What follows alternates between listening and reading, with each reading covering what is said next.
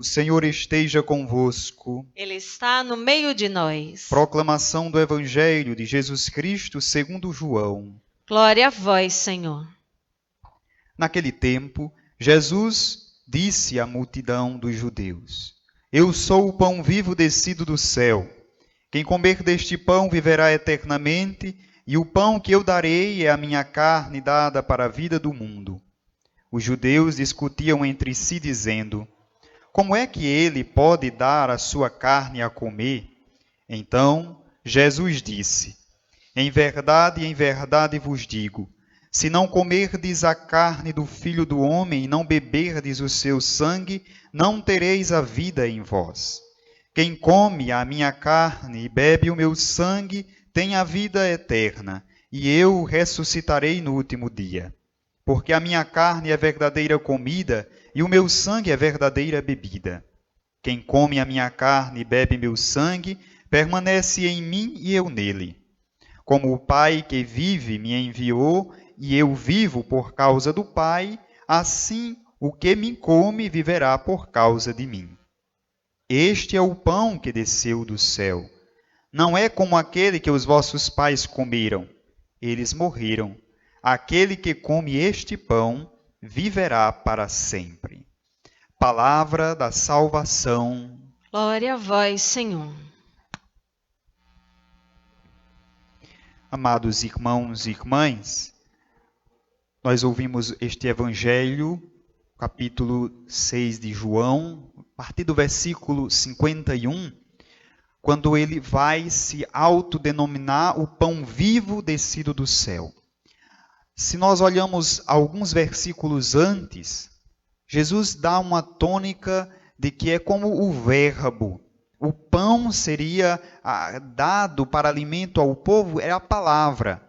Era a sua norma de vida, era a sua lei, era o seu discurso, era o que ele dizia, que era tido como uma metáfora até para que todos entendessem que a sua palavra era verdadeiramente um pão que alimentava a vida de quem escutava. Já era difícil do povo judeu entender.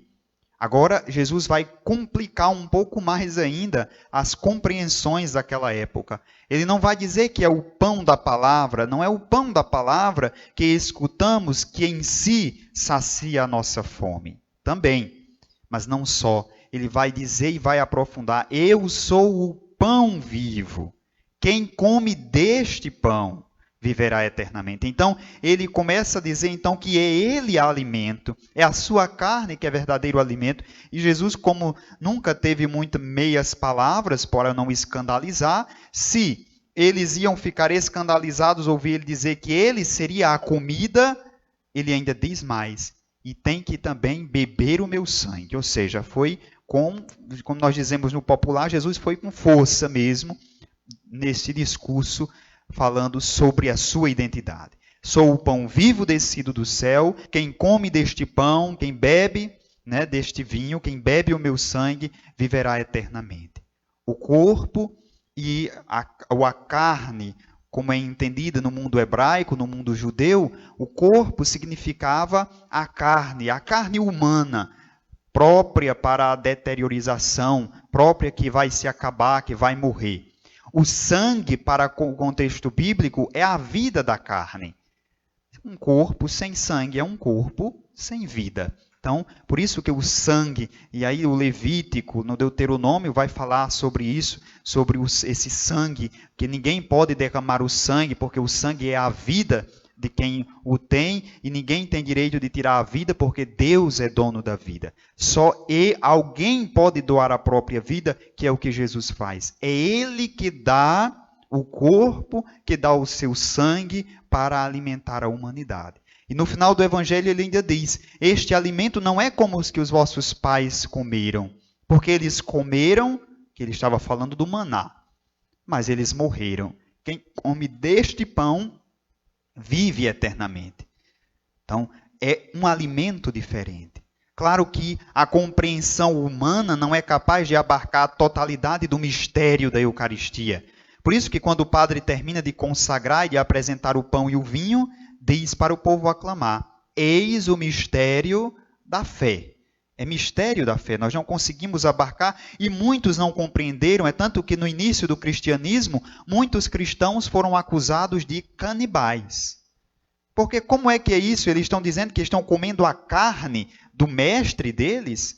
Então, quem come carne humana são canibais. Ou seja, ainda não tinham compreendido, não tinham ainda entrado na mente e no coração de que Cristo estava se doando, se entregando plenamente e deixando-se para ser celebrado no memorial da sua paixão, morte e ressurreição numa ceia.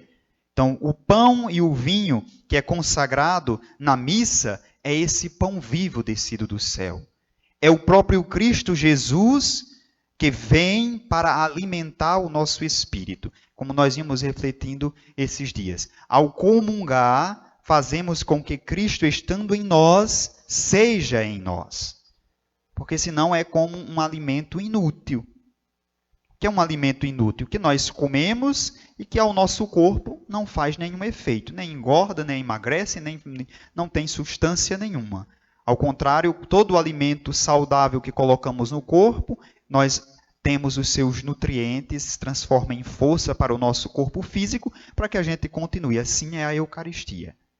Agora, a grande questão é como é que nós nos aproximamos da Eucaristia e como é que nós entendemos esta Eucaristia.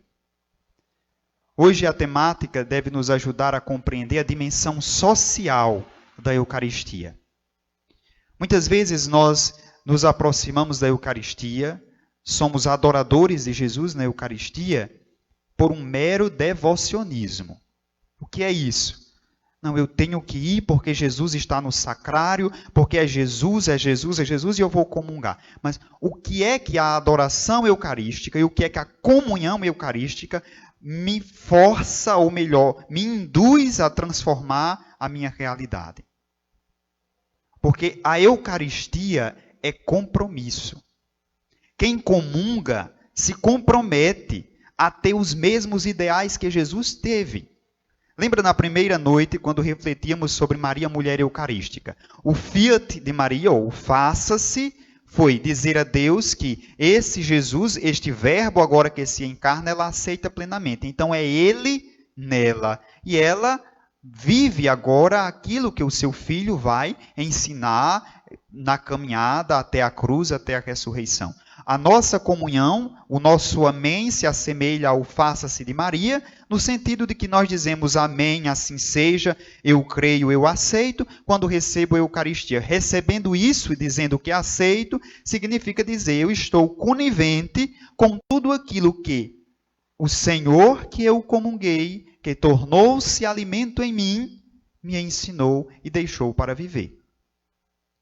É impossível, ou poderíamos, para as pessoas mais legalistas, que gostam tanto de falar de pecado mortal, porque parece que tem gente que gosta muito mais de falar de pecado do que de salvação, de castigo do que de misericórdia. Parece que é mais prazeroso falar nos castigos, no inferno, do que no céu, do que na misericórdia, do que no amor. Mas se falamos de pecado mortal, comunga em pecado mortal quem comunga por egoísmo. Eu vou comungar porque eu preciso de Jesus.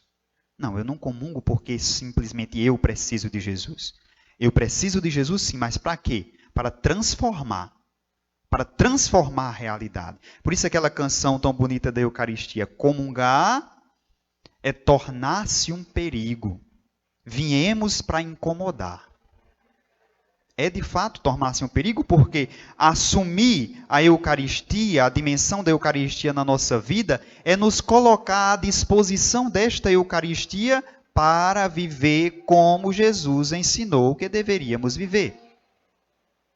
Nós não podemos ser alheios à palavra de Deus, não podemos ser alheios à vontade do Senhor, para que Ele não assim faça com que a Eucaristia se torne inútil ou ineficaz no nosso agir. A minha ação como cristão, como comungante, é de alguém que comunga e essa Eucaristia, que é o próprio Jesus, se transforma em vida na minha vida. E eu preciso ser alter Christi, outro Cristo nesta realidade. Por isso, quando dizemos que a Eucaristia ela é um mistério oferecido ao mundo, é de fato oferecido para transformar.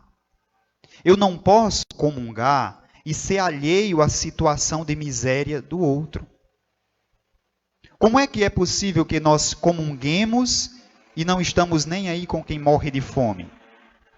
Como é possível que nós comunguemos e ainda assim temos a prática da vida ou na vida de ser juízes, de ser mesquinhos, miseráveis? Como é que a comunhão que eu recebo não me transforma naquelas ações misericordiosas que Jesus teve? Significa dizer que a Eucaristia está sendo ineficiente na minha vida. Não porque ela é ineficiente, mas porque eu a torno ineficiente com o meu agir. É justo o comentário de quem nunca vem à missa, que olha para quem vem todo domingo à missa e comunga e diz, até parece que não é cristão, porque vai todo domingo à missa, mas não vejo mudança nesta pessoa. É um comentário justo. E às vezes a gente tem a pretensão de dizer, mas é porque eu não sou santo. Nem é, nem está buscando ser. Obviamente que a nossa vida, ela tem os seus altos e baixos, as nossas fragilidades, a nossa humanidade. Agora, outra coisa é eu comungar, sabendo que o amor é o critério, como nós dizíamos antes, é o critério basilar para me tornar apto à comunhão, e eu não estou amando como eu deveria amar, e isso é de forma consciente. Porque não vamos dizer que quando eu falo mal da vida do outro, eu estou falando inconscientemente. Não, eu falo porque eu sei que estou falando mal e eu sei que eu estou fazendo mal. Então, pecado se consiste quando eu faço as coisas livre, consciente e volitivamente. Ou seja, tenho que ter liberdade, tenho que ter vontade, tenho que ter consciência. E eu faço isso conscientemente. Quando eu não ajudo o outro, quando eu não acolho o outro, quando eu julgo o outro, quando a minha ação é uma ação totalmente contrária à ação de Jesus, nós estamos fazendo consciente. Portanto, contrário ao que a Eucaristia nos impulsiona. O alimento que nós comungamos é para fazer o bem, é para nos dar força para fazer o bem. Se eu não estou fazendo, não é culpa da Eucaristia que é ineficiente, é porque eu a torno ineficiente na minha vida. Por isso que o pão que adoramos, que comungamos, é pão vivo, pão que quer ser vida na nossa vida, mas é necessário que a minha consciência faça com que as minhas ações sejam tais quais se assemelhem à da Eucaristia, que é do próprio Cristo Jesus. Fazendo como? Se eu assumo o corpo de Jesus no meu corpo, eu devo deixar as suas ações serem apresentadas ao mundo. Quais são as ações de Jesus? O que é que Jesus sonhou? O que é que Jesus quis? Como é que nós devemos viver os sentimentos de Jesus? Como é que nós agimos? E essa ação se assemelha às ações de Jesus? Às vezes a gente pensa tantas coisas. Como é que Jesus faria no meu lugar? O que ele faria no meu lugar? Como é que eu devo viver à luz do que Jesus viveu? E aí faz isso, faz aquilo outro. E nada mais Jesus deixou para vivermos do que a simplicidade do amor, a simplicidade das coisas. E Padre Zezinho compôs uma canção muito bonita, que todos conhecem, que diz isso muito bem. Fala dos sentimentos de Jesus. E ao ouvir esse trecho, cada um conhece e pode cantar, ao ouvir esse trecho, esses sentimentos que Padre Zezinho coloca na canção são os sentimentos de Jesus, por isso, se eu comungo, eu devo ter estes mesmos sentimentos. Só tendo esses sentimentos do Senhor, estaremos comungando bem e praticando o que comungamos.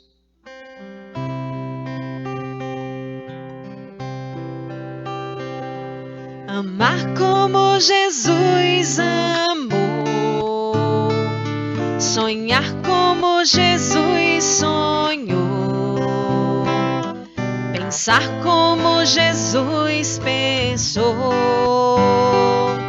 viver como Jesus viveu, sentir o que Jesus sentia, sorrir como Jesus sorria. E ao chegar ao fim do dia, eu sei que eu dormiria muito mais feliz. Sentir o que Jesus sentia, sorrir como Jesus sorria. E ao chegar ao fim do dia, eu sei que eu dormiria muito mais feliz. Vejam, comungar a Eucaristia não é fazer outra coisa do que ter os mesmos sentimentos de Jesus. Quando Jesus está em nós na Eucaristia, na oração, nós devemos expressar isso. Amar como Ele amou, sonhar como Ele sonhou, sentir o que Ele sentiu, sorrir como Jesus sorria.